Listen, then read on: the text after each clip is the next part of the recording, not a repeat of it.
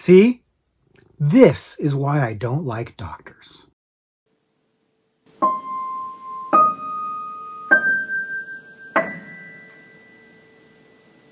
Hello, everybody, and welcome back to the Horror Movie Syllabus. My name is Professor Victor, and I'll be your host as we go through all of the essential, noteworthy, interesting, and notorious modern horror films. If you're new to the channel, I recommend you check out our introduction video.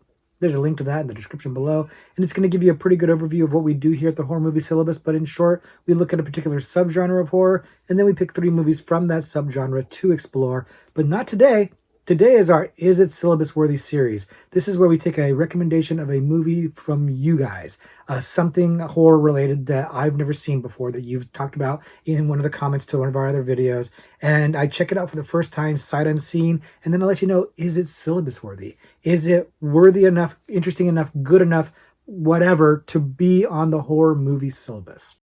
And today the movie that we're looking at is called Eli. And Eli was recommended to us by Lee, my friend Lee, aka Ellis Gregor in the comments.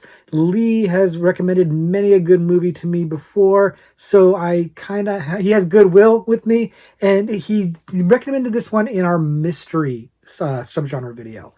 And so that kind of gives me a hint that maybe it's a mystery movie, right? But he did give a bit of a description of the movie. He did say that the movie is about a boy with like these severe allergies whose parents take him to this private mansion for these experimental treatments, and he winds up seeing ghosts. So he gave me a pretty good overview of what the movie was going to be about. So that's what I had going in. I didn't look at any other things. I didn't look at any reviews or any synopses or definitely any trailers or anything like that. I just went into the movie blind. And did I like it? Did I hate it? Let's find out.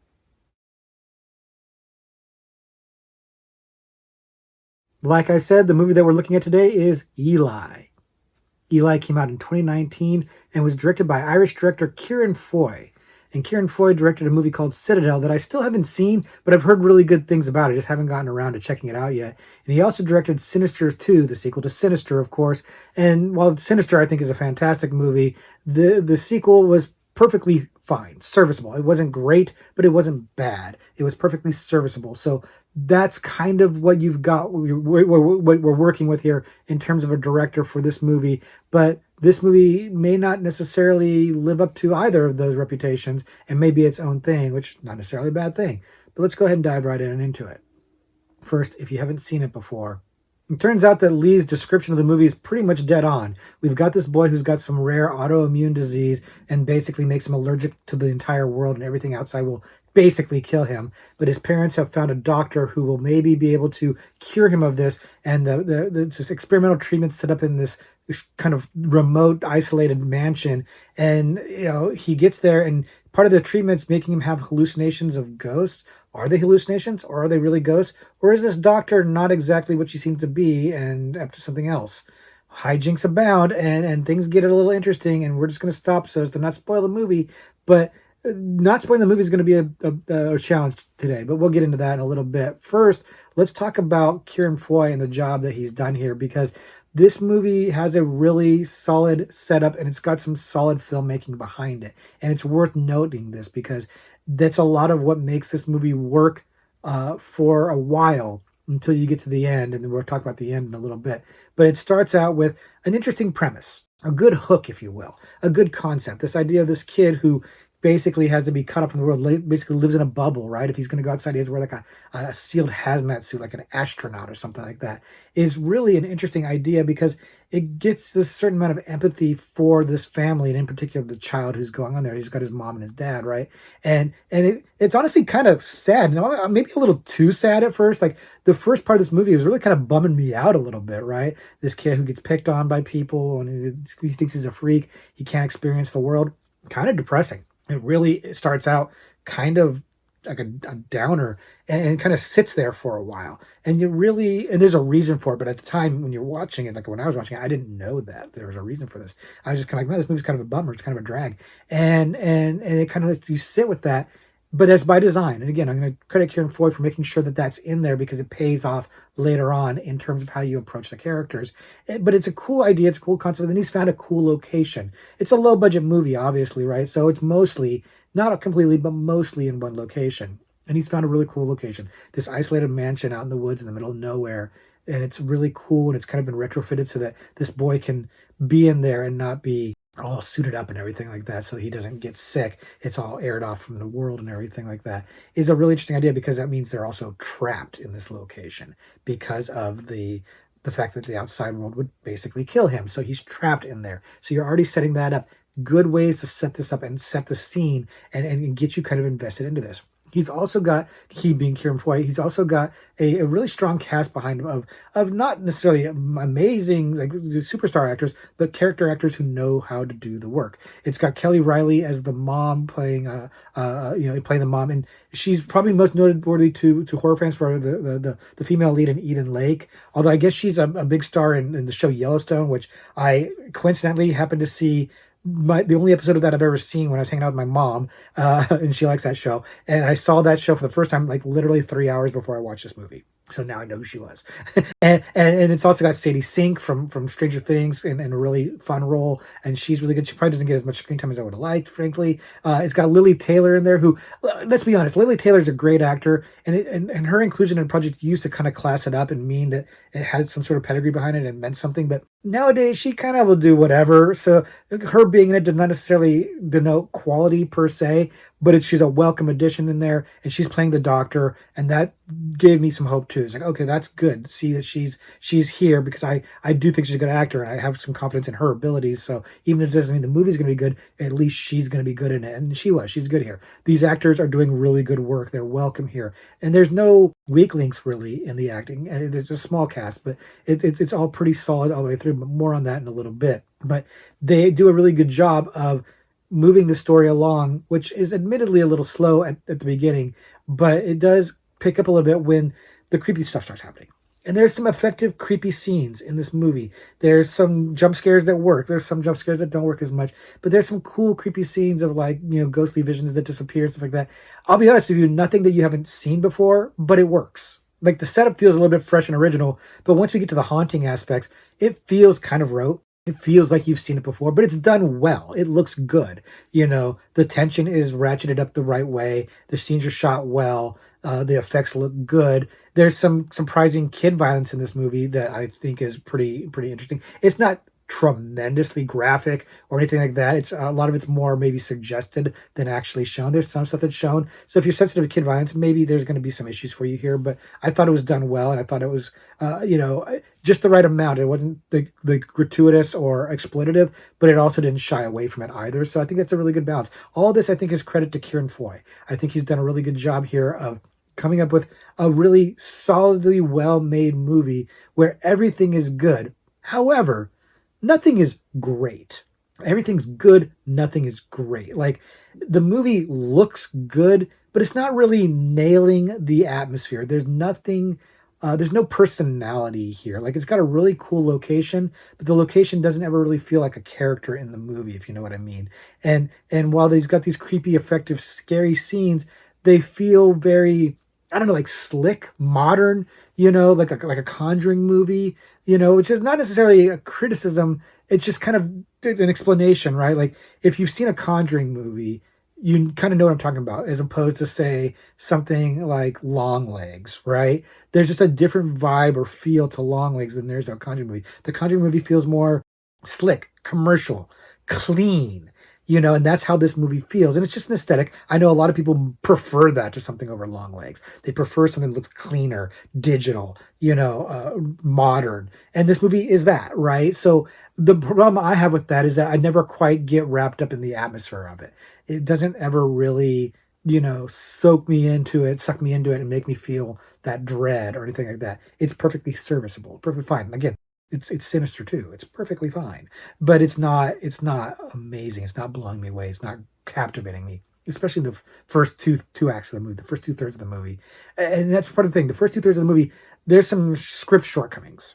There's some stuff that's not really tracking. It's not making a whole lot of sense. Some of the character dialogue is it's a little whatever. The actors are doing what they can with it, but it's not scintillating dialogue. And the story is it's going along and you're going with it, and there's nothing there that's going to take you out of the story necessarily, but it also like isn't totally tracking. And then there's like a heavy reliance on these dream scares. Like a lot of the creepy stuff that's happening early on is chalked up to him in dreams. Like he'll see something horrifying or something will be happening to him, then he'll wake up. And it happens a couple times in the movie. It's like going back to that well a little bit. I know a lot of people hate dream sequence stuff in movies, so there's that aspect to it. And all of this is kind of happening in the first two thirds. You've got the main kid played by Charlie Shotwell, who I'm not really that familiar with, and he's fine. He's fine. There's nothing wrong with his performance, but there's a lot of heavy lifting in this movie that he's got to do, especially at the end of the movie. And I'm not sure he's really up to the task for the heavy lifting aspect of it. And I have to dance around this a little bit again because I'm not going to spoil this movie, but at the end, it requires more from him than I think he's quite able to give. But I'm nitpicking a little bit because overall it's fine. And Lee brought this up in our mystery subgenre video. And there is a mystery aspect to this movie, but it's kind of a mild mystery. There's all these clues, but the clues don't really add up and don't make a lot of sense. And the mystery doesn't feel like it's come together at all until you get to the third act when everything changes. Everything shifts in the third act, including my opinion of this movie. Because for the first two thirds of the movie, it was fine. It was perfectly fine, but I was just kind of like sitting there going, this is fine. I ain't mad at it, but it's not really grabbing me either. It's a perfectly fine divergence of 90 minutes of my time. I'm an hour in and whatever. But then that third act hits. And again, I'm going to dance around this a lot because I really don't want to spoil it. But I thought I knew where this movie was going. I really did. I really thought I had this nailed down. I thought I knew what characters were about. And I was wrong. I was wrong. Like, I don't know that the turn that this movie takes in the third act is completely earned. I don't know if the twist, if you will, totally tracks, but I don't really care because it's fun. It's really fun. Like, I had these negative nitpicks with the story elements throughout the movie. Like the doctor's bedside manner feels kind of off, and like the dad's decision making seems a little strange, and like some of the setup was just like a little sus, a little suspect. Like doesn't make a lot of sense. Sadie Sink's aspect in the movie kind of was like, oh, I know what she's going to be about. Nope, I did not. Right. But these negative things I had about the script and the story actually are totally fixed by this third act. Everything makes sense. The things I was picking at actually are clues to what this third act is that you would never in a million years pick up on because they only make sense when they're recontextualized after you see where this movie is actually going, which is completely different from where you're thinking it's going. What you're thinking you're getting is either a ghost movie or maybe like a science and medicine movie, something kind of like Cure for Wellness or something like that. Experimental treatments, a weird disease, doctor who seems a little bit off, a little bit suspect, and a little bit of a mystery to try to unravel there. Nah, that's not really what this movie is. And for an hour, it makes you think it is. And it's a perfectly serviceable version of that. But then it switches subgenres on you. And this third act changes everything in a way that I love. And I think I read criticism and stuff about this movie after I watched it. And I think I'm not alone in this. I think a lot of people who like this movie liked it because of this third act shift. Because the movie has mixed reviews and it's not, a beloved movie or anything like that. But the positive reviews seem to really focus on this third act shift and the switch in subgenres to a completely different kind of movie that I mean, part of me kind of wishes we got more of that movie going forward, going throughout the whole movie. I mean, but then it would have spoiled like the really out of nowhere twist that again I'm not 100% sure it's earned. Maybe it's earned. If I watched it again, knowing what I know, I think that I would see maybe some Easter eggs and some stuff that tracks. And I think technically everything tracks. I think the character motivations make sense, but I'd have to watch it again to be sure because it really goes somewhere completely different in a place that I like. It went somewhere that I like very much. It's very much in my wheelhouse. And that's all I'm going to say about it because I don't want to spoil it. But it made the movie go from a mundane, perfectly fine, serviceable movie to something that I just didn't see coming that surprised me in a very positive way and that made me feel much different about the movie by the time it finished. I had a much different opinion of it. I much more understood why Lee would recommend it. And I had a much better feeling overall. But was it a better enough feeling to make it onto the syllabus? Let's find out. So, is Eli syllabus worthy? Well, honestly, that's a little hard to say. And what I mean by that is that it's hard to talk about that and not spoil the movie because that third act and how everything changes is a big piece of evaluating its syllabus worthiness. And I'll try to explain again without spoiling things, but this movie starts out kind of slow, right? It's almost more like a drama, and it's kind of a sad movie, and it's also a frustrating movie, right? You get frustrated with the situation that this kid is in and these people are in, and you're kind of getting frustrated with some of the aspects of it that don't quite add up and whatever, because you don't know that it's going to shift in that final act and kind of make everything okay.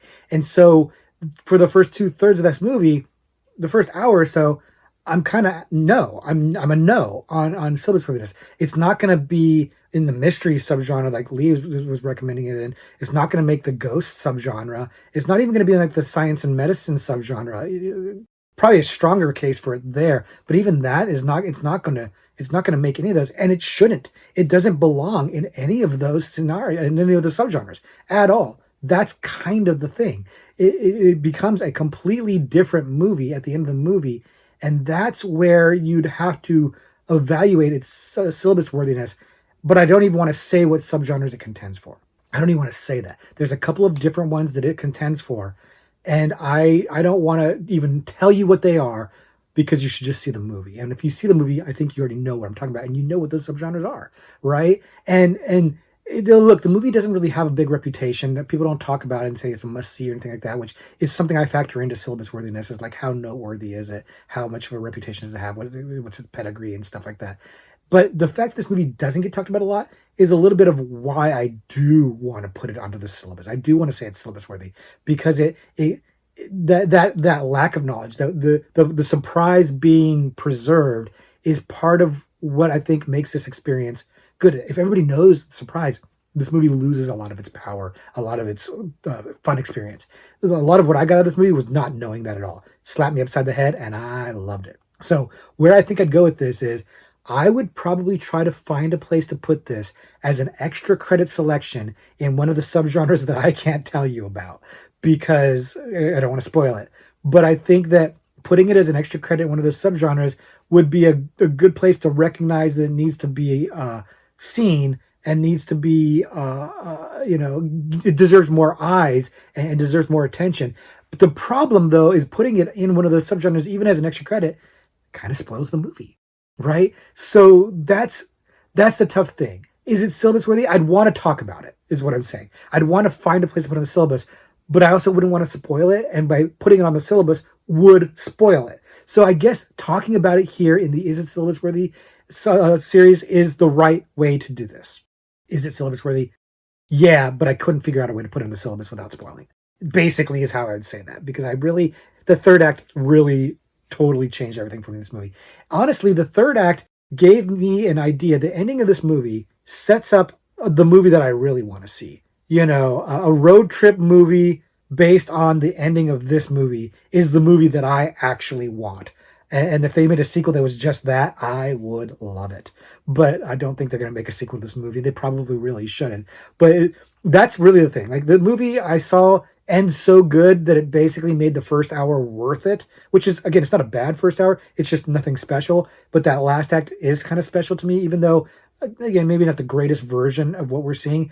The fact that it's a surprise is enough to make it really stand out to me. But then the premise of where this could go is something I would really like to see. So it's unfortunate that we probably won't get that. But yeah, Eli was fun.